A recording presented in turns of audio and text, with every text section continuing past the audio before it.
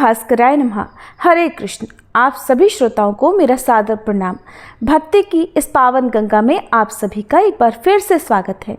आज हम कथा यात्रा के 14वें दिवस पर पहुंच चुके हैं। एक ऐसा क्षण जहां तप, संयम और श्रद्धा की साधना धीरे धीरे भीतर खिलने लगती है। हर दिन की कथा न केवल एक प्रसंग है बल्कि एक आत्म मंथन है, जहां हम अपने भीतर के अज्ञान को परे रख दिव्यता की ओर अग्रसर हो रहे हैं। 14वां अध्याय हमें फिर याद दिलाता है कि ये यात्रा साधारण नहीं, आत्मा के शुद्धिकरण की एक विलक्षण प्रक्रिया है। इसलिए हे श्रोतागणों, आज भी अपना स्थान उसी श्रद्धा से बनाए रखें। कथा की इस दिव्यधार को बीच में छोड़ना उस नाव को किनारे से पहले मोड़ देने जैसा है, जो पार जरूर लग सकती थी। तो आइए हृदय को शांत कर, मन को एकाग्र कर 14वें दिवस की कथा में प्रवेश करें, जहां शब्द नहीं स्वयं प्रभु बोलते प्रतीत होंगे। भगवान श्री नारायण कहते हैं, नारद, एक दिन बलराम सहित माधव खा पीकर चंदन आदि से चर्चित होकर ग्वाल बालों के साथ वृंदावन में गए। वहां भगवान कौतूहलवश उन ग्वाल बालों के साथ खेल कूद करने लगे। इधर ग्वाल बालों का मन तो खेल में लगा हुआ था, उधर उन सब की गौवें बहुत दूर निकल गई थी। उस समय लोकनाथ ब्रह्मा जी श्री कृष्ण के प्रभाव को जानने के लिए समस्त गौओं, बछड़ों और ग्वाल बालों को भी चुरा कर ले गए। उनका अभिप्राय जानकर सर्वज्ञ और सर्वश्रेष्ठा योगेंद्र श्री हरि ने योगमाया से पुनः उन सब की सृष्टि कर ली, अर्थात उन सभी के नए रूप को वहां पर सृजन कर लिया। उन्होंने बहुत सारी गौवें, बछड़े और ग्वाल बालों की नई सृष्टि कर ली। अब दिन भर गौवें चराकर खेल कूद में मन लगाने वाले श्री कृष्ण शाम को बलराम और ग्वाल बालों के साथ घर चले गए। इस प्रकार 1 वर्ष तक भगवान ने ऐसा ही किया। उधर जो असली गौवें, बछड़े और ग्वाल बाल थे, वो तो ब्रह्मा जी ने अपहरण करके अपने पास रखे हुए थे। भगवान कृष्ण ने सोचा कि रखो ब्रह्मा जी, कब तक आप इन सबको रखोगे। तो अब वे प्रतिदिन 1 वर्ष तक गौओं, ग्वाल बालों और बलराम जी के साथ यमुना तट पर आते, शाम के समय सभी के साथ अपने घर को लौट जाया करते। भगवान के इस प्रभाव को जानकर अब ब्रह्मा जी का जो मस्तक था वो भी लज्जा से झुक गया। उन्होंने सोचा कि ये मैंने क्या कर डाला। वे भांडीर वट के नीचे जहां पर श्री कृष्ण बैठे हुए थे वहां पर आए। उन्होंने ग्वाल बालों से घिरे हुए श्री कृष्ण को वहां देखा तो उनकी जो छटा हो रही थी, अब उसका भी ध्यान पूर्वक आप चिंतन कीजिए, मनन कीजिए। ग्वाल बालों के साथ घिरे हुए श्री कृष्ण को जब ब्रह्मा जी ने वहां देखा तो मानो नक्षत्रों के साथ पूर्णिमा के चंद्रदेव प्रकाशित हो रहे हों। गोविंद रत्नमय सिंहासन पर बैठे हुए थे और बड़े मंद मंद मुस्कुराहट से उनका मुख सुशोभित हो रहा था। उनके श्री अंगों में पीतांबर शोभित हो रहा था। ब्रह्म तेज से वे प्रकाशमान थे। उनकी बाहों में रत्नों के बने हुए बाजूबंद, कलाई में रत्नों के कंगन और पैरों में रत्नमय मंजीर शोभा दे रहे थे। 2 रत्न निर्मित कुंडलों की प्रभा से उनके गंड स्थल अत्यंत उद्दीप्त हो रहे थे। श्याम सुंदर का श्री विग्रह करोड़ों कंदर्पों की लावण्य लीला का धाम था। वे मन को मोह लेते थे। उनके श्री अंग चंदन, अगरू, कस्तूरी और कुमकुम से चर्चित थे और पारिजात पुष्पों की माला उन्होंने धारण कर रखी थी। उनकी अंगकांति नूतन जलधर की श्याम शोभा को भी लज्जित कर रही थी। मस्तक पर सदा की तरह मोरपंख का मुकुट विराजमान था और उसमें मालती की मालाओं का संयोग बड़ा मनोहर, बड़ा सुंदर जान पड़ता था। उन परिपूर्णतम शांत स्वरूप परमेश्वर राधा कांत को देखकर श्री ब्रह्मा जी ने अत्यंत विस्मित होकर उन्हें प्रणाम किया। अब वे बार बार उन्हें देखने लगे और उन्हें बार बार ही प्रणाम करने लगे। उन्होंने अपने हृदय कमल में जिस रूप को देखा था वही उन्हें बाहर भी, ठीक उनके सामने भी दिखाई दिया। जो मूर्ति सामने थी वही पीछे और अगल बगल में भी दिखाई देने लगी। मुने वो जहां जहां देखते वहीं वहीं पर भगवान श्री कृष्ण उन्हें नजर आने लगे। मुने वहां वृंदावन में सब कुछ श्री कृष्ण के तुल्य देखकर जगत गुरु ब्रह्मा जी उसी रूप का ध्यान करते वहीं बैठ गए। गौवें, बछड़े, बालक, लता, गुल्म और विरुद्ध आदि सारा वृंदावन ब्रह्मा जी को श्याम सुंदर के ही रूप में दिखाई देने लगा। ये परम आश्चर्य देखकर ब्रह्मा जी ने फिर ध्यान लगाया। अब उन्हें सारी त्रिलोकी श्री कृष्ण के सिवा और कुछ भी नहीं दिखाई दी। कहाँ गए वृक्ष, कहाँ है पर्वत, कहाँ गई पृथ्वी, कहाँ है समुद्र? अरे कहाँ देवता, कहाँ गंधर्व, कहाँ मुनींद्र और कहाँ मानव, कहाँ आत्मा, कहाँ जगत का बीज और कहाँ स्वर्ग और कहाँ कौवे हैं? श्री हरि अर्थात श्री कृष्ण की माया से ब्रह्मा जी ने सब कुछ अपनी आंखों से देखा और सबको कृष्णमय ही पाया। जहां देखो वहां सिर्फ कृष्ण ही कृष्ण नजर आ रहे थे। कहाँ जगदीश्वर श्री कृष्ण और कहाँ माया की विभूतियां। सबको कृष्णमय देखकर ब्रह्मा जी कुछ भी बोलने में असमर्थ हो गए। अब किसकी स्तुति करूं, क्या करूं, कैसे करूं? इस प्रकार मन ही मन विचार करके जगत धाता ब्रह्मा जी वहीं बैठकर जप करने को तत्पर हो गए। उन्होंने सुखपूर्वक योगासन लगाकर दोनों हाथ जोड़ लिए। उनके सारे अंग पुलकित हो गए, नेत्रों से प्रेम की अश्रुधारा बहने लगी और वे अत्यंत दीन के समान हो गए। फिर उन्होंने अपनी 6 नाड़ियों अर्थात इड़ा, सुषुम्ना, मध्या, पिंगला, नलिनी और धुरा, इन 6 नाड़ियों को प्रयत्न पूर्वक योग के द्वारा निबद्ध कर लिया, एकाग्र कर लिया। फिर वे अपने शरीर को, अपने मन को, अपनी सभी इंद्रियों को एकाग्र करके निष्पन्द अर्थात निश्चल हो गए और पूर्व काल में श्री हरि ने जिसका उपदेश दिया था उस परम उत्तम दशाक्षर मंत्र का जप करने लगे। मुने श्री कृष्ण के चरण कमलों का ध्यान करते हुए एक मुहूर्त तक जप करने के बाद ब्रह्मा जी ने अपने हृदय कमल में उनके सर्व तेजोमय स्वरूप को देखा। उस तेज के भीतर अत्यंत मनोरम रूप था। 2 भुजाएं, हाथ में मुरली और पीतांबर भूषित श्रीअंग, कानों के मूल भाग में पहने गए मछली के आकार के कुंडल अपनी उज्जवल आभा बिखेर रहे थे। प्रसन्न मुखारविंद पर मंद मंद हंसी की छटा छा रही थी।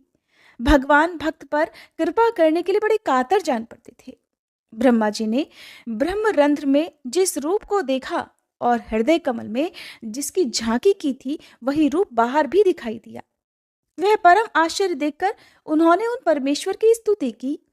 मुने, पूर्व काल में एकार्णव के जल में शयन करने वाले श्री हरि ने ब्रह्मा जी को जिस स्तोत्र का उपदेश दिया था उसी के द्वारा विधाता ने भक्तिभाव से मस्तक झुकाकर उन परमेश्वर का विधिवत स्तवन किया।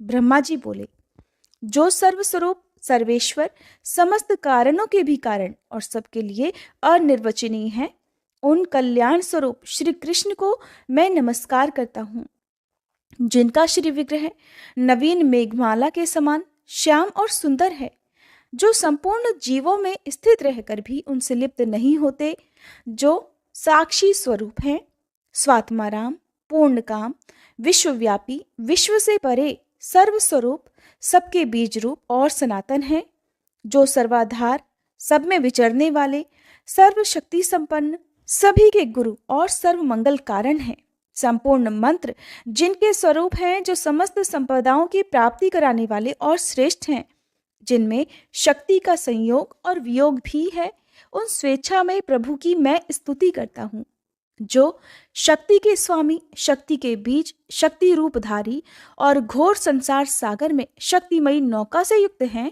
उन भक्त वत्सल कृपालु कर्णधार को मैं नमस्कार करता हूँ, जो आत्मस्वरूप एकांत में लिप्त, निर्लिप्त, सगुण और निर्गुण ब्रह्म है, उन स्वेच्छामय परमात्मा की मैं स्तुति करता हूँ, जो संपूर्ण इंद्रियों के अधिदेवता, आवास स्थान और सर्वेंद्रिय स्वरूप हैं, उन विराट परमेश्वर को मैं नमस्कार करता हूँ, जो सार से सारतर, द्रव्य, अपूर्व, अनिर्वचनीय, स्वतंत्र और अस्वतंत्र हैं, उन यशोदा नंदन का मैं भजन करता हूँ, जो आसानी से किसी की दृष्टि पथ में नहीं आते, तर्क के अविषय हैं, जो ध्यान से वश में होने वाले नहीं हैं और नित्य विद्यमान हैं, उन योगींद्रों के भी गुरु गोविंद का मैं भजन करता हूँ, जो रास मंडल के मध्य भाग में विराजमान होते हैं, रासोल्लास के लिए सदा उत्सुक रहते हैं और गोपांगनाएं सदा जिनकी सेवा करती हैं, उन राधा वल्लभ को मैं नमस्कार करता हूँ,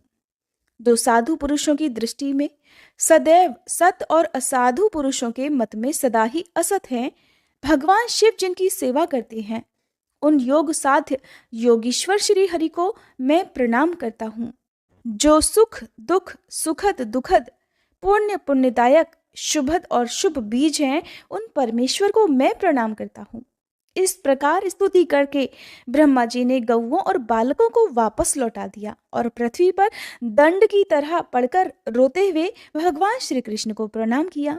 मुने फिर जगत सृष्टा ने आंखें खोलकर श्री कृष्ण के दर्शन किए। जो ब्रह्मा जी के द्वारा किए गए इस स्तोत्र का प्रतिदिन भक्ति भाव से पाठ करता है, वह इस लोक में सुख भोगकर अंत में श्री हरि के धाम में जाता है। वहां उसे अनुपम दास सुख और उन परमेश्वर के निकट स्थान प्राप्त हो जाता है। श्री कृष्ण का सानिध्य पाकर वह पार्षद शिरोमणि बन जाता है। भगवान नारायण कहते हैं, उसके बाद जगत विधाता ब्रह्मा जी जब ब्रह्मलोक में चले गए, तब भगवान श्री कृष्ण ग्वाल बालों के साथ अपने घर को गए। उस दिन गौओं, बछड़ों और ग्वाल बालों ने 1 वर्ष के बाद अपने घर पर पदार्पण किया था, अपने घर पर वापस लौट कर आए थे। किंतु श्री कृष्ण की माया से उन सब ने उस 1 वर्ष के अंतर को 1 दिन का ही अंतर समझा। गोप और गोपियां उस समय कुछ भी अनुमान नहीं लगा सकी कि उनके साथ क्या हुआ। पहले के माया रचित अर्थात भगवान कृष्ण ने जिन्हें माया से रचा हुआ था, उन बालकों में और आज के वास्तविक बालकों में उन्हें कोई भी अंतर नहीं जान पड़ा। योगी के लिए क्या तो नया और क्या पुराना, सारा जगत कृत्रिम ही है। इस प्रकार श्री कृष्ण का ये सारा शुभ चरित्र कहा गया। फिर जिस प्रकार श्री कृष्ण ने अपनी माया से उन सभी गौओं, बछड़ों और ग्वाल बालों की रचना की थी, उसी प्रकार उन्हें अदृश्य भी कर दिया, क्योंकि उनकी जगह पर अब वास्तविक गोप बाल, गौवे और बछड़े जो आ गए थे।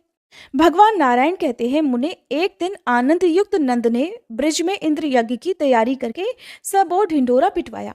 उस समय सबको ये संदेश दिया गया कि जो जो इस नगर में गोप, गोपी, बालक, बालिका, ब्राह्मण, वैश्य और शूद्र निवास करते हैं, वे सब लोग भक्ति पूर्वक दही, दूध, घी, माखन, गुड़ और शहद आदि सामग्री लेकर इंद्रदेव की पूजा करें।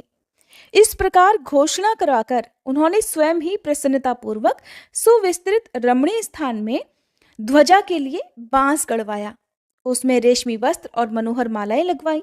चंदन, अगरू, कस्तूरी और कुमकुम के द्रव से उस यष्टि को अर्थात उस जो बांस गड़वाया था ध्वजा के लिए, उसकी पूजा की, उसे चर्चित किया, उसे सजाया गया।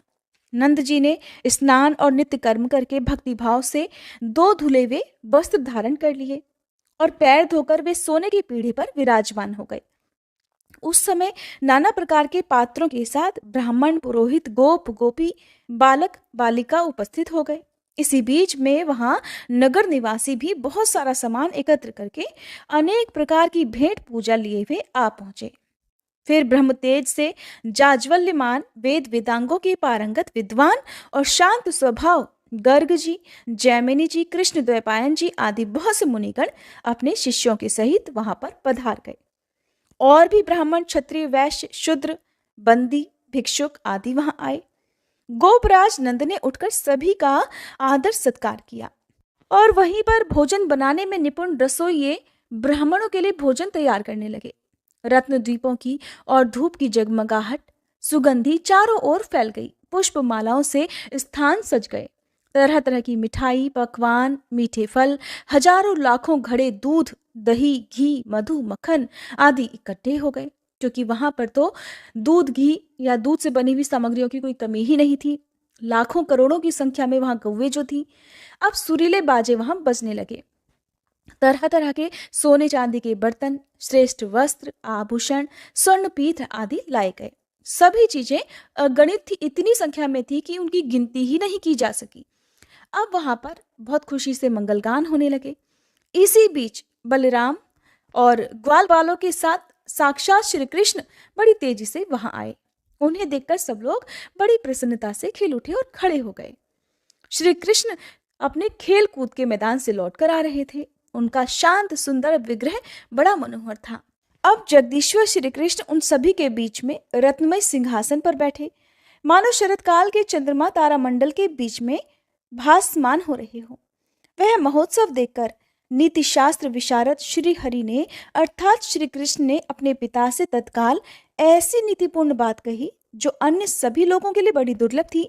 श्री कृष्ण बोले कि उत्तम व्रत का पालन करने वाले गोप सम्राट, आप यहाँ क्या कर रहे हैं? आपके आराध्य देवता कौन है? इस पूजा का क्या स्वरूप है? और इस प्रकार पूजन करने पर कौन सा फल प्राप्त होता है, इस फल से कौन सा साधन सुलभ होता है और उस साधन से भी कौन सा मनोरथ सिद्ध हो जाएगा। अगर पूजा में भी विघ्न पड़ जाए और देवता रुष्ट हो जाए तो क्या हो सकता है, या अगर देवता संतुष्ट हो तो वे इस लोक और परलोक में कौन सा फल देते हैं। विप्र रूपधारी श्रीहरि नैवेद्य को साक्षात ग्रहण करते हैं, इसलिए ब्राह्मण के संतुष्ट होने पर सभी देवता भी संतुष्ट हो जाते हैं। इसीलिए कहते हैं किसी भी व्रत में, पूजा पाठ, यज्ञ आदि, हवन आदि में किसी भी ब्राह्मण को घर पर बुलाकर भोजन करवाना, अपनी सामर्थ्य के अनुसार उन्हें दान दक्षिणा देकर संतुष्ट करने से ही किसी भी व्रत, हवन, पूजा पाठ की सफलता प्राप्त होती है। वो बिना किसी विघ्न के सफल हो जाता है और जिस मनोरथ के लिए यज्ञ हवन आदि कराया जाता है वो भी सफल हो जाता है। जो ब्राह्मण के पूजन में लगा हुआ है उसके लिए देव पूजा की क्या आवश्यकता है। जिसने ब्राह्मणों की पूजा की है उसने संपूर्ण देवताओं की पूजा संपन्न कर ली। देवता को नैवेद्य देकर जो ब्राह्मण को नहीं देता है उसका वह नैवेद्य भस्म के समान हो जाता है और पूजन निष्फल हो जाता है। देवता का नैवेद्य अगर ब्राह्मण को दिया जाए तो उस दान से वह निश्चय ही अक्षय हो जाता है और उस अवस्था में देवता संतुष्ट होकर देने वाले को अभीष्ट वरदान देकर अपने धाम को जाते हैं। जो मूर्ख देवता को नैवेद्य अर्पित करने के बाद ब्राह्मण के दिए बिना स्वयं ही खा लेता है, यानी कि ब्राह्मण को भोजन कराए बिना या उस नैवेद्य का दान किए बिना खुद ही उसे पहले ग्रहण कर लेता है, वह दत्तापहारी अर्थात देकर छीन लेने वाला है और देवता की वस्तु खाकर नरक में जाता है। जो भगवान विष्णु को अर्पित ना किया गया हो वह अन्न, विष्ठा और जल मूत्र के समान होता है। ये क्रम सभी के लिए है, ये नियम सभी के लिए है, परंतु ब्राह्मणों के लिए विशेष रूप से इस पर ध्यान देना उचित है। अगर नैवेद्य या भोज्य वस्तु देवता को न देकर ब्राह्मण को दे दी गई तो देवता ब्राह्मण के मुख से ही उसे खाकर संतुष्ट होकर स्वर्गलोक को लौट जाते हैं। पिताजी, आप सारी शक्ति लगाकर ब्राह्मणों का पूजन कीजिए, क्योंकि वे इस लोक और परलोक में भी उत्तम फल के दाता हैं। जो श्री हरि की आराधना करने वाले ब्राह्मण हैं वे तो उन्हें प्राणों से भी अधिक प्रिय हैं। हरि भक्त ब्राह्मणों का प्रभाव श्रुति में दुर्लभ है। उनके चरण कमलों की धूल से पृथ्वी तो तत्काल ही पवित्र हो जाती है। उनका जो चरण चिन्ह है उसी को तीर्थ कहा गया है। उनके स्पर्श मात्र से तीर्थों के पाप भी नष्ट हो जाते हैं। उनके आलिंगन, श्रेष्ठ वार्तालाप, दर्शन और स्पर्श से भी मनुष्य समस्त पापों से मुक्ति पा जाता है। संपूर्ण तीर्थों में भ्रमण और स्नान करने से जो पुण्य प्राप्त होता है वह हरिभक्त ब्राह्मण के दर्शन मात्र से ही सुलभ हो जाता है। मनुष्य को चाहिए कि वह पुण्य के लिए समस्त जीवों को अन्न दे, परंतु विशिष्ट जीवों को अन्नदान करने से विशिष्ट फल की प्राप्ति होती है। भगवान विष्णु ब्राह्मणों के भक्त हैं। उन्हें उत्तम वस्तु का दान करने से दाता को जो फल मिलता है वो निश्चय ही भक्त ब्राह्मण को भोजन कराने मात्र से ही प्राप्त कर लेता है। भक्त के संतुष्ट होने पर श्री हरि संतुष्ट हो जाते हैं और श्री हरि के संतुष्ट होने पर सब देवता भी सिद्ध हो जाते हैं। पिताजी, अगर ये सब संचित द्रव्य आप किसी एक देवता को देते हैं तो अन्य सभी देवता तो रुष्ट हो जाएंगे। उस दशा में एक देवता क्या कर सकते हैं। मेरा तो ये मानना है कि ये जितनी वस्तुएं यहाँ पर प्रस्तुत हैं उनका आधा भाग आप श्री गोवर्धन देव को दे दीजिए। वे तो गौओं की सदा वृद्धि करते हैं, इसीलिए तो उनका नाम गोवर्धन हुआ है। पिताजी, इस भूतल पर गोवर्धन के समान पुण्यवान दूसरा कोई नहीं है, क्योंकि वे तो हर दिन हमारी गौओं को नई नई घास देते हैं। तीर्थ स्थानों में जाकर स्नान दान से जो पुण्य प्राप्त होता है, ब्राह्मणों को भोजन कराने से जिस पुण्य की प्राप्ति होती है, संपूर्ण व्रत, उपवास, सब तपस्या, महादान और श्री हरि की आराधना करने पर जो पुण्य सुलभ होता है, संपूर्ण पृथ्वी की परिक्रमा, संपूर्ण वेद वाक्यों के स्वाध्याय और समस्त यज्ञों की दीक्षा ग्रहण करने पर मनुष्य जिस पुण्य को प्राप्त करता है वही पुण्य बुद्धिमान मनुष्य गौओं को घास देकर ही पा लेता है। जो घास चरती हुई गाय को स्वेच्छापूर्वक चरने से रोकता है उसे ब्रह्म हत्या का पाप लगता है और वह प्रायश्चित करने पर ही शुद्ध हो पाता है। पिताजी, सब देवता गौओं के अंगों में, संपूर्ण तीर्थ गौओं के पैरों में और स्वयं लक्ष्मी जी उनके गुह्य स्थानों में सदा वास करती हैं। जो मनुष्य गाय के पद चिन्ह से युक्त मिट्टी द्वारा तिलक करता है उसे तत्काल तीर्थ स्थान का फल मिल जाता है और पग पग पर उसकी विजय होती है। गौएं जहां भी रहती हैं उस स्थान को तीर्थ कहा गया है। वहां प्राणों का त्याग करके मनुष्य तत्काल मुक्त हो जाता है, इसमें कोई संदेह नहीं है। जो नराधम ब्राह्मणों और गौओं के शरीर पर प्रहार करता है, निस्संदेह उसे ब्रह्म हत्या के समान पाप लगता है।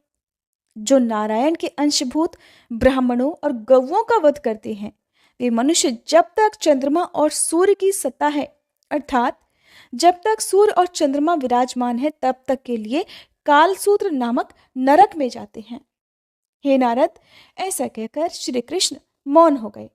तब आनंद युक्त नंद ने मुस्कुराते हुए उनसे कहा कि बेटा, ये तो महात्मा महेंद्र की पूजा है जो पूर्व परंपरा से चली आ रही है, और ये सुवृष्टि का साधन है, और इससे सभी प्रकार के मनोहर शस्यों की उत्पत्ति ही साध्य है। इसीलिए ब्रजवासी लोग बहुत पहले से कई पीढ़ियों से लगातार महेंद्र की पूजा करते चले आ रहे हैं, और ये महान उत्सव वर्ष के अंत में होता है। विघ्न बाधाओं की निवृत्ति और कल्याण की प्राप्ति ही इसका उद्देश्य है।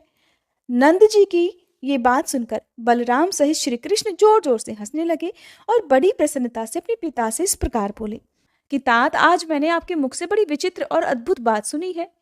इसका तो कहीं भी निरूपण नहीं किया गया है कि इंद्र से ही वर्षा होती है, क्योंकि ऐसा नंद जी ने अपने लाला को समझाया था कि आज आपके मुख से अपूर्व नीति वचन सुनने को मिला है।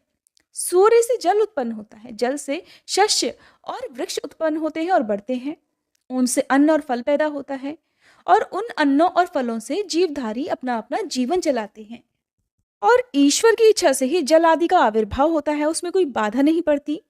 तात, भूत, वर्तमान और भविष्य तथा महान, क्षुद्र और मध्यम जिस कर्म का विधाता ने निरूपण किया है, उसका कौन निवारण कर सकता है। ईश्वर की आज्ञा से ही ब्रह्मा जी ने संपूर्ण चराचर जगत का निर्माण किया है। पहले भोजन की व्यवस्था होती है, उसके बाद जीव प्रकट होता है, और बार बार ऐसा होने से इस नियत व्यवस्था को ही स्वभाव कहते हैं। जिनके आदेश से जगत के प्राण स्वरूप समीरण सदा तीनों लोकों में बहते रहते हैं। उत्तम प्रभा के धाम सूर्य समस्त भूगोल का भ्रमण करते हुए तपा करते हैं, अग्नि जलाती है, मृत्यु समस्त जंतुओं में संचरित होती है, और वृक्ष समय आने पर फल और फूल धारण करते हैं।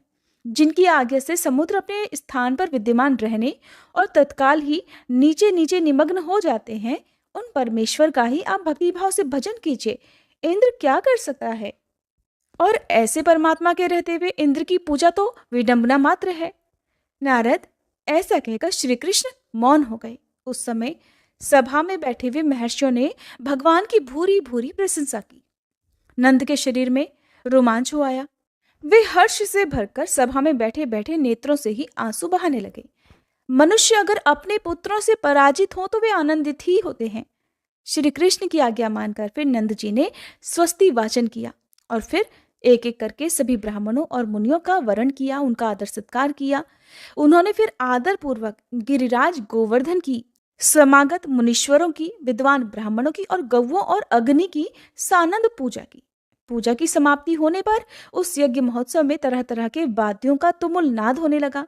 जय जयकार के शब्द, शंख ध्वनि और हरि नाम कीर्तन होने लगे। मुनिवर गर्ग ने वेदों के मंगल कांड का पाठ किया। बंदीजनों में श्रेष्ठ डिंडी, जो कंस का प्रिय सचिव था, सामने खड़े होकर उच्च स्वर से मंगलाष्टक का पाठ करने लगा।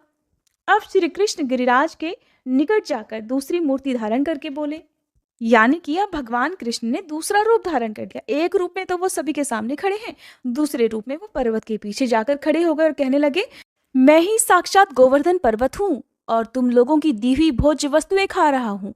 अब मुझसे वर मांगो। उस समय श्री कृष्ण ने नंद जी से कहा कि पिताजी, सामने देखिए गिरिराज प्रकट हुए हैं, इनसे वर मांगिए, आपका कल्याण होगा।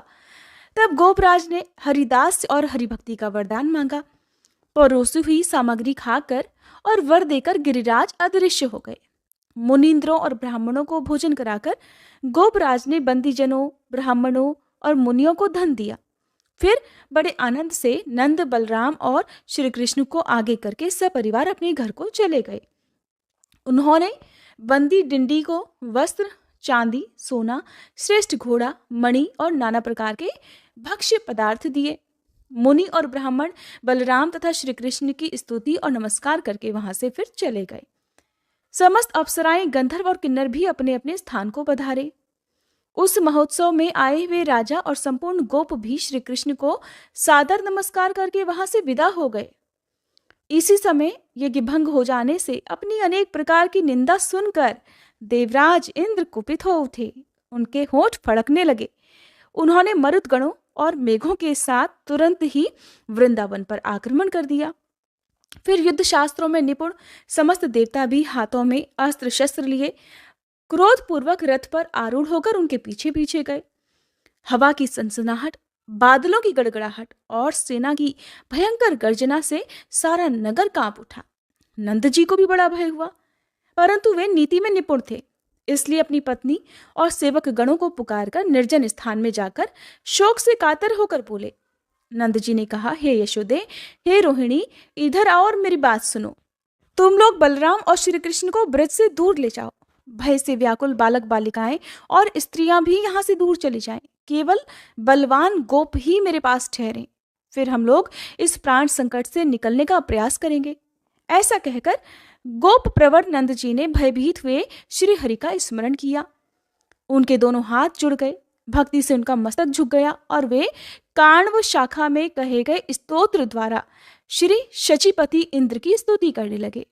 नंद जी बोले, इंद्र, सुरपति, शक्र, अदितिज, पवनाग्रज, सहस्त्राक्ष, भगांग, कश्यपात्मज, विदौजा, शुनाशीर, मरुत्वान, पाकशासन, जयंत जनक, श्रीमान, शचीश, दैत्यसूदन, वज्रहस्त, कामसखा, गौतमी व्रत नाशन, वृत्रहा, वासव, दधिची देह, भिक्षुक, जिष्णु, वामन भ्राता, पुरुहूत, पुरंदर, दिवसपति, शतमख, सुत्रामा, गोत्रभिद, विभु, लेखर्षभ, बलाराती, जंबभेदी, सुराश्रय, संक्रंदन, दुष्यवन, तुराशाट, मेघवाहन, आखंडल, हरि, हय, नमुची प्राणनाशन, वृद्धश्रवा, वृष तथा दैत्य दर्प निषूदन, ये 46 नाम निश्चय ही समस्त पापों का नाश करने वाले हैं। जो मनुष्य कौथुमी शाखा में कहे गए इस स्तोत्र का प्रतिदिन पाठ करता है, उसकी बड़ी से बड़ी विपत्ति में देवराज इंद्र वज्र हाथ में लेकर रक्षा करते हैं। उसे अतिवृष्टि, शिलावृष्टि और भयंकर वज्रपात से भी कभी भय नहीं होता, क्योंकि स्वयं इंद्र उसकी रक्षा करते हैं। नारद, जिस घर में यह स्तोत्र पढ़ा जाता है और जो पुण्यवान पुरुष इसे जानता है, उसके उस घर पर ना रहने पर भी कभी वज्रपात नहीं होता, अर्थात कभी आकाश से बिजली नहीं गिरती और न कभी ओले या पत्थर ही बरसते हैं। भगवान श्री नारायण कहते हैं कि नंद जी के मुख से इस स्तोत्र को सुनकर मधुसूदन श्री कृष्ण कुपित हो गए। वे ब्रह्म तेज से प्रज्वलित हो रहे थे। उन्होंने अपने पिता से ये नीति की बात कही कि तात, आप तो बड़े डरपोक हैं, किसकी स्तुति कर रहे हैं? कौन है इंद्र? मेरे पास रहकर आप इंद्र का भय छोड़ दीजिए। मैं आधे ही क्षण में उसे लीलापूर्वक भस्म कर डालने में भी समर्थ हूँ। आप गौओं, बछड़ों, बालकों और भयातुर स्त्रियों को गोवर्धन की कंदरा में रखकर निर्भय हो जाइए, बिल्कुल मत डरिए। अपने बच्चे की ये बात सुनकर नंद जी ने प्रसन्नतापूर्वक वैसा ही किया। तब श्री कृष्ण ने उस पर्वत को बाएं हाथ में छाते के डंडे की तरह धारण कर लिया। उसी समय उस नगर में रत्नमय तेज से प्रकाश होने पर भी सहसा अंधकार छा गया। सारा नगर धूल से ढक गया। मुने हवा के साथ बादलों के समूह ने आकर सारे आकाश को घेर लिया और वृंदावन में लगातार अतिवृष्टि होने लगी। पत्थरों की, ओलों की और बिजली की बरसात, अत्यंत भयानक उल्कापात, ये सब के सब गोवर्धन पर्वत का स्पर्श होते ही दूर जा पड़ते थे। मुने असमर्थ पुरुष के उद्यम की तरह इंद्र का वह सारा प्रयास विफल हो गया। वह सब कुछ व्यर्थ होता हुआ देखकर इंद्र उसी क्षण क्रोध से भर गए और फिर उन्होंने दधीची की हड्डियों से बने हुए अपने अमोघ वज्रास्त्र को हाथ में ले लिया। इंद्र को वज्र हाथ में लिए देख मधुसूदन हंसने लगे। उन्होंने इंद्र के हाथ सहित अत्यंत दारुण वज्र को ही स्तंभित कर दिया, अर्थात उसे स्तंभ की तरह स्थिर कर दिया। इतना ही नहीं, उन सर्वव्यापी परमात्मा ने देवगणों सहित मेघ को भी स्तब्ध कर दिया। अब जैसे दीवारों पर पिक्चर्स बनी होती हैं, पेंटिंग बनी होती है, उसी तरह से वो सब के सब बादल भी दीवार में बनी हुई पिक्चर्स की तरह निश्चल भाव से खड़े हो गए। तदंतर श्री कृष्ण ने देवराज इंद्र को जम्भाई के वशीभूत कर दिया। फिर तो उन्हें तत्काल निद्रा भी आ गई। उसी निद्रा में उन्होंने देखा कि वहां का सारा जगत श्री कृष्णमय है। सभी की 2 भुजाएं हैं, सबके हाथों में मुरली है और सभी रत्नमय अलंकारों से विभूषित हैं। सबके अंगों पर पीतांबर फहरा रहा है, सभी रत्नमय सिंहासन पर आसीन हैं। सबके प्रसन्न मुख पर मंद मंद मुस्कान की छटा छा रही है और सभी भक्तों पर अनुग्रह करने के लिए व्याकुल दिखाई दे रहे हैं। और उन सबके श्री अंग भी चंदन से चर्चित हैं। समस्त चराचर जगत को इस परम अद्भुत रूप में देखकर वहां इंद्र तत्काल ही मूर्छित हो गए।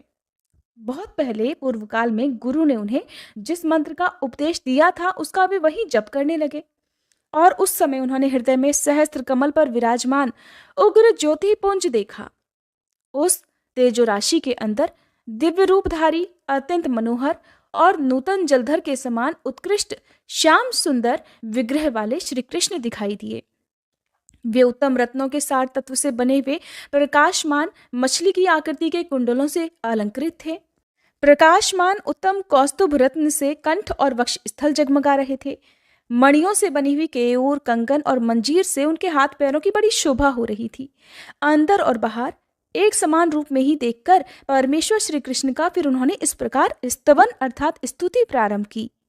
देवराज इंद्र कहने लगे, जो अविनाशी परब्रह्म ज्योति स्वरूप सनातन गुणातीत निराकार स्वेच्छामय और अनंत हैं, जो भक्तों के ध्यान और आराधना के लिए तरह तरह के रूप धारण करते हैं, युग के अनुसार जिनके श्वेत, रक्त, पीत और श्याम वर्ण हैं, सतयुग में जिनका स्वरूप शुक्ल तेजोमय है और उस युग में जो सत्य स्वरूप हैं, त्रेता में जिनकी अंग कांति कुमकुम के समान लाल है और जो ब्रह्म तेज से जाजल्वमान रहते हैं, द्वापर में जो पीत कांति धारण करके पीतांबर से सुशोभित होते हैं, कलयुग में कृष्ण वर्ण होकर कृष्ण नाम धारण करते हैं।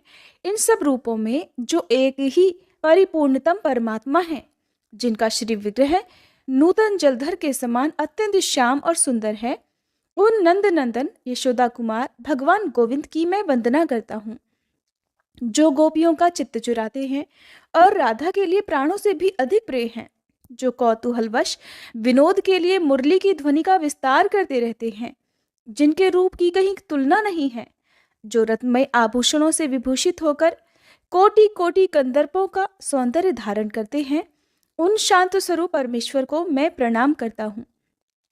जो वृंदावन में कहीं राधा के पास क्रीड़ा करते हैं, कहीं निर्जन स्थान में राधा के वक्ष स्थल पर विराजमान होते हैं, कहीं राधा के साथ जल क्रीड़ा करते हैं, कहीं वन में राधिका के केश कलापों की चोटी गूंथते हैं, कहीं राधिका के चरणों में महावर लगाते हैं, कहीं राधिका के चबाए हुए तांबुल को बड़े प्रेम से ग्रहण करते हैं, कहीं बाके नेत्रों से देखती हुई राधा को स्वयं निहारते हैं, कहीं फूलों की माला तैयार करके राधिका को अर्पित करते हैं, कहीं राधा के साथ रास मंडल में जाते हैं, कहीं राधा की दी हुई माला को अपने कंठ में धारण करते हैं, कहीं गोपियों के साथ विहार करते हैं, कहीं राधा को साथ लेकर चल देते हैं और कहीं उन्हें भी छोड़कर चले जाते हैं। जिन्होंने कहीं ब्राह्मण पत्नियों के दिए हुए अन्न का भोजन किया है और कहीं बालकों के साथ ताड़ का फल खाया है, जो कहीं आनंद पूर्वक गोप किशोरियों के मन को चुरा लेते हैं, कहीं ग्वाल बालों के साथ दूर गई गौओं को आवाज देकर बुलाते हैं, जिन्होंने कहीं कालिया नाग के मस्तक पर अपने चरण कमलों को रखा है और जो कहीं मौज में आकर आनंद विनोद के लिए मुरली की तान छेड़ते हैं और कहीं ग्वाल बालों के साथ मधुर गीत गाते हैं, उन परमात्मा श्री कृष्ण को मैं प्रणाम करता हूँ। इस स्तवराज से स्तुति करके देवराज इंद्र ने श्री कृष्ण को भय से प्रणाम किया। पूर्व काल में वृत्रासुर के साथ युद्ध करते समय गुरु बृहस्पति ने इंद्र को यह स्तोत्र दिया था। सबसे पहले श्री कृष्ण ने तपस्वी ब्रह्मा जी को कृपा पूर्वक एकादशाक्षर मंत्र और सब लक्षणों से युक्त कवच और ये स्तोत्र दिया था। फिर ब्रह्मा जी ने पुष्कर में कुमार को, कुमार ने अंगिरा को और अंगिरा ने बृहस्पति जी को इसका उपदेश किया था। इंद्र द्वारा किए गए इस स्तोत्र का जो भी प्रतिदिन भक्ति पूर्वक पाठ करता है वो इस लोक में श्री कृष्ण की सुदृढ़ भक्ति और अंत में निश्चय ही उनका दास से सुख प्राप्त कर लेता है। जन्म, मृत्यु, जरा, व्याधि और शोक से मुक्ति पा लेता है और स्वप्न में भी कभी यमदूत और यमलोक को नहीं देखता। भगवान नारायण कहते हैं, इंद्र का वचन सुनकर भगवान लक्ष्मी निवास प्रसन्न हो गए और उन्होंने प्रेम पूर्वक उन्हें वरदान देकर उस पर्वत को वहां स्थापित कर दिया। श्री कृष्ण को प्रणाम करके इंद्र अपने गणों के साथ चले गए। फिर गुफा में छुपे हुए लोग वहां से निकलकर अपने अपने घर को चले गए। उन सब ने श्री कृष्ण को परिपूर्णतम परमात्मा माना। ब्रजवासियों को आगे करके श्री कृष्ण अपने घर को गए। नंद जी के संपूर्ण अंगों में रोमांच हो आया, उनकी नेत्रों में भक्ति के आंसू भर आए और उन्होंने सनातन पूर्ण ब्रह्म स्वरूप अपने उस पुत्र का इस प्रकार स्तवन किया। नंद जी बोले, जो ब्राह्मणों के हितकारी, गौओं और ब्राह्मणों के हितैषी और समस्त संसार का भला करने वाले हैं, उन सच्चिदानंदमय गोविंद देव को बारंबार नमस्कार है। प्रभु, आप ब्राह्मणों का प्रिय करने वाले देवता हैं, स्वयं ही ब्रह्म और परमात्मा है, आपको नमस्कार है। आप अनंत कोटि ब्रह्मांड धामों के भी धाम हैं, आपको सादर नमस्कार है। आप मत्स्य आदि रूपों के जीवन और साक्षी हैं, आप निर्लिप्त, निर्गुण और निराकार परमात्मा को नमस्कार है। अत्यंत सूक्ष्म स्वरूपधारी होने के कारण आप योगियों के भी ध्यान में नहीं आते हैं। ब्रह्मा, विष्णु और महेश भी आपकी वंदना करते हैं। आप नित्य स्वरूप परमात्मा को नमस्कार है। ऐसा कहकर नंद जी श्री कृष्ण के सामने भक्ति भाव से खड़े हो गए। तब प्रसन्न हुए श्री कृष्ण ने उन्हें मनोवांछित वर दिया। इस प्रकार नंद जी द्वारा किए गए स्तोत्र का जो भक्ति भाव से हर दिन पाठ करता है वह शीघ्र ही श्री कृष्ण की सुदृढ़ भक्ति और दास्य भाव प्राप्त कर लेता है। जब द्रोण नामक वसु ने अपनी पत्नी धरा के साथ तीर्थ में तपस्या की, तब ब्रह्मा जी ने उन्हें ये परम दुर्लभ स्तोत्र प्रदान किया था। सौभरी मुनि ने पुष्कर में संतुष्ट होकर ब्रह्मा जी को श्री हरि का षडक्षर मंत्र और सर्वरक्षण कवच प्रदान किया था। वही कवच, वही स्तोत्र और वही परम दुर्लभ मंत्र ब्रह्मा जी के अंशभूत गर्ग मुनि ने तपस्या में लगे हुए नंद जी को दिया था। पूर्व काल में जिसके लिए जो मंत्र, स्तोत्र, कवच, इष्ट देव, गुरु और विद्या प्राप्त होती है, वह पुरुष उस मंत्र आदि तथा विद्या को निश्चय ही नहीं छोड़ता है। इस प्रकार ये श्री कृष्ण का अद्भुत आख्यान और स्तोत्र कहा गया जो सुखद, मोक्षप्रद और सब साधनों का सारभूत तथा भवबंधन को छुटकारा दिलाने वाला है। हरे कृष्णा। आज का अध्याय समाप्त हुआ। अब सुने श्री कृष्ण चालीसा पाठ। बंशी शोभित कर मधुर, नील जलद तन श्याम, अरुण अधर जनु बिंबा फल, नयन कमल अभिराम, पूर्ण इंद्र अरविंद मुख, पीतांबर शुभ साज, जय मन मोहन मदन छवि, कृष्ण चंद्र महाराज। जय यदुनंदन, जय जगवंदन, जय वसुदेव देवकी नंदन, जय यशोदासुत नंद दुलारे, जय प्रभु भक्तन के धृग तारे, जय नट नागर नाग नथैया, कृष्ण कन्हैया धेनु चरैया, पुनि नख पर प्रभु गिरिवर धारो, आओ दीनन कष्ट निवारो, वंशी मधुर अधर धरि तेरी, होवे पूर्ण मनोरथ मेरो, आओ हरि पुनि माखन चाखो, आज लाज भारत की राखो, गोल कपोल चिबुक अरुणारे, मृदु मुस्कान मोहिनी डारे, रंजित राजीव नयन विशाला, मोर मुकुट वैजंती माला, कुंडल श्रवण पीत पट आछे, कटी किंकणी काछन काछे, नील जलज सुंदर तन सोहे, छवि लखि सुर नर मुनि मन मोहे, मस्तक तिलक अलक घुंघराले, आओ कृष्ण बांसुरी वाले, करी पय पान पूत नहीं तार्यो, अका बका कागा सुर मार्यो। मधुवन जलत अग्नि जब ज्वाला, भय शीतल लखित ही नंद लाला। सुरपति जब ब्रज चढ़ियो रिसाई, मसूर धार वारी वर्षाई। लगत लगत ब्रज चहन बहायो, गोवर्धन नखधारी बचायो। लखी यशोदा मन भ्रम अधिकाई, मुख मह 14 भुवन दिखाई। दुष्ट कंस अति उधम मचायो, कोटि कमल जब फूल मंगायो।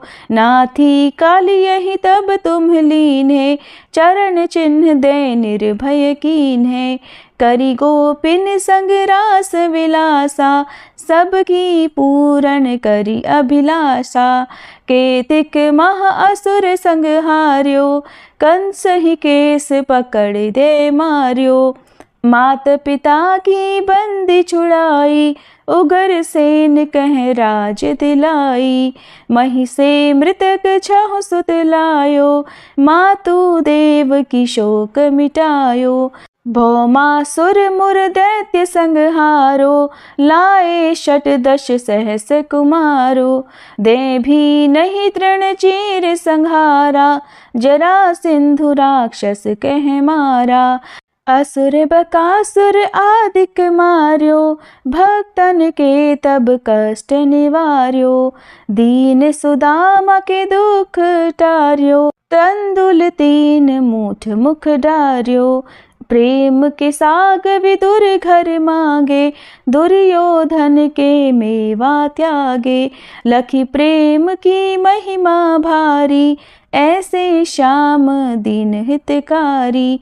भारत के पारथ रथ हाके, लिए चक्र कर नहीं बल ताके। निज गीता के ज्ञान सुनाए, भक्तन हृदय सुधा वर्षाए। मीरा थी ऐसी मत वाली, विष पी गई बजा कर ताली। राना भेजा सांप पिटारी, शालिग्राम बने बनवारी। निज माया तुम विधि ही दिखायो, उरते संशय सकल मिटायो। तब शत निंदा करी तत्काला, जीवन मुक्त भयो शिशुपाला। जब ही द्रौपदी टेर लगाई, दीनानाथ लाज अब जाई। तुरत ही वसन बने नंदलाला, बढ़े चीर भय अरि मुँह काला।